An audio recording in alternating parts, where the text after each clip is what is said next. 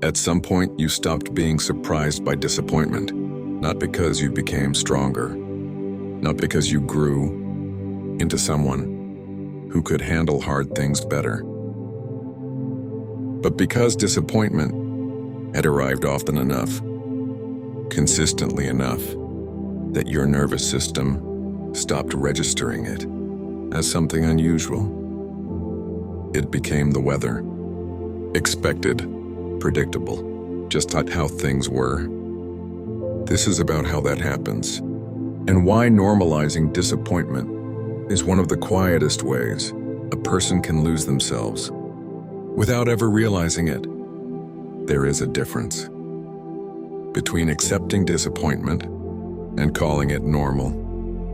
Acceptance says, "This happened. It hurt. I am going to move through it." Normalization says something different. It says, "This is just how things are. This is what I should expect. This is what life looks like." Acceptance is healthy. It allows you to process pain and continue forward. But normalization does something more permanent.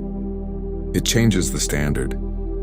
It lowers the bar for what you are willing to accept, not as a temporary accommodation, but as a permanent redefinition of what you deserve. It begins with repetition, not with one large disappointment, though those can contribute, but with the accumulation of smaller ones. People who said they would show up and didn't. Consistently, not dramatically, just not quite there in the way you needed. Situations that promised one thing and delivered something smaller. Relationships that started with warmth and settled into something cooler over time. And each time, you adjusted. You recalibrated. You told yourself that you had been naive or too hopeful, or that expectations needed to be managed. And the adjustments were reasonable.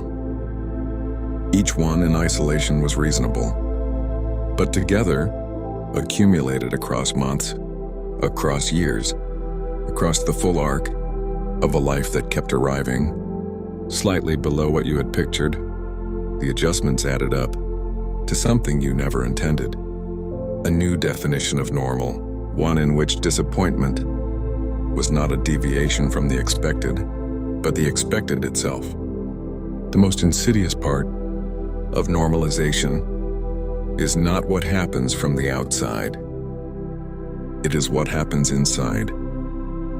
Because once disappointment becomes the baseline, your mind begins to do the work of protecting that baseline. It explains away exceptions.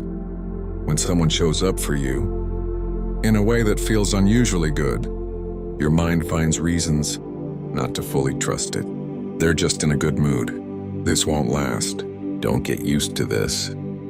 It minimizes your own needs. When something feels lacking, when you notice the gap between what you have and what you actually wanted, your mind rushes to close that gap, not by seeking more, but by wanting less. I'm asking for too much. Other people manage with this. I should be grateful. And it confuses familiarity with truth, because disappointment, when it has been present long enough, starts to feel not just normal, but accurate, like a reliable description of how things actually are, like wisdom even, like finally seeing clearly. When in fact, it is just the most familiar view from where you have been standing.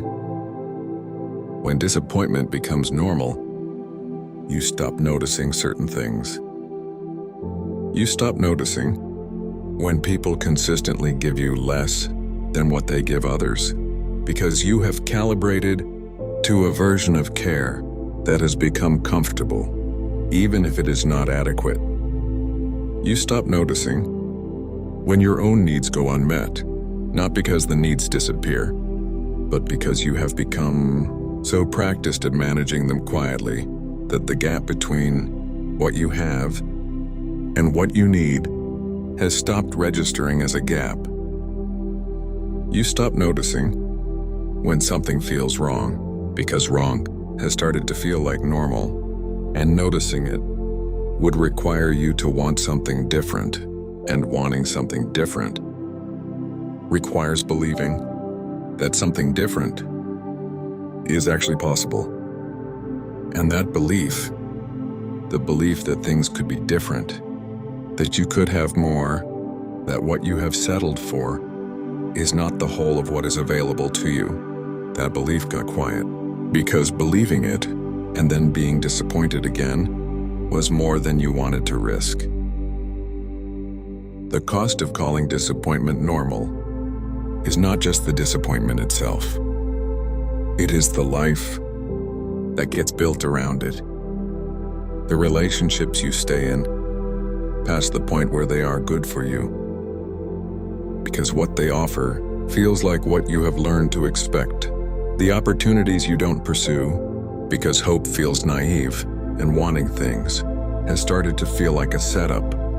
The version of yourself that stopped reaching, not because reaching was impossible, but because the distance between reaching and not quite getting there had become too familiar a pain to keep repeating. And perhaps most quietly, the understanding you stopped having of your own worth.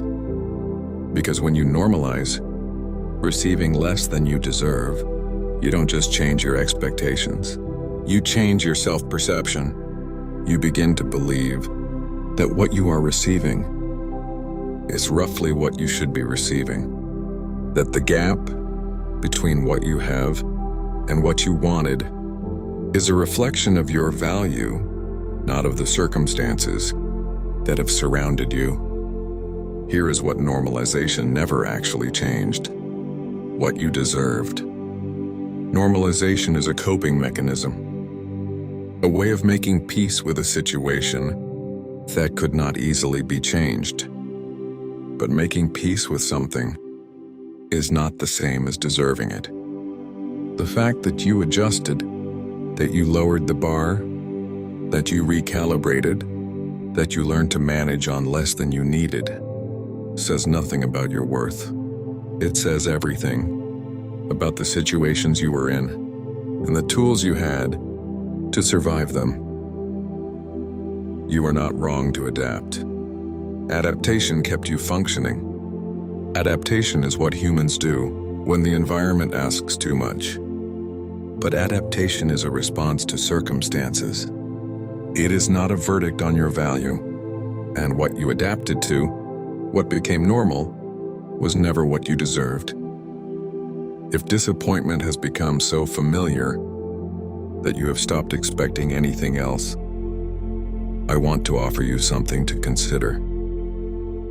Not a promise, not a guarantee that things will be different, but this.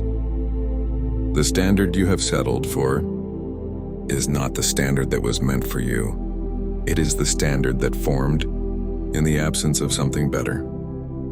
In the space left by people who couldn't show up, situations that didn't deliver, a life that kept arriving, slightly below what you pictured. And in that space, in that absence, you built something functional, something that worked, something that kept you going. But functional is not the same as enough. And working is not the same as right. The part of you that still knows the difference, the part that noticed, even when you tried not to, that something was missing, that part was not wrong. It was just waiting for you to listen to it again.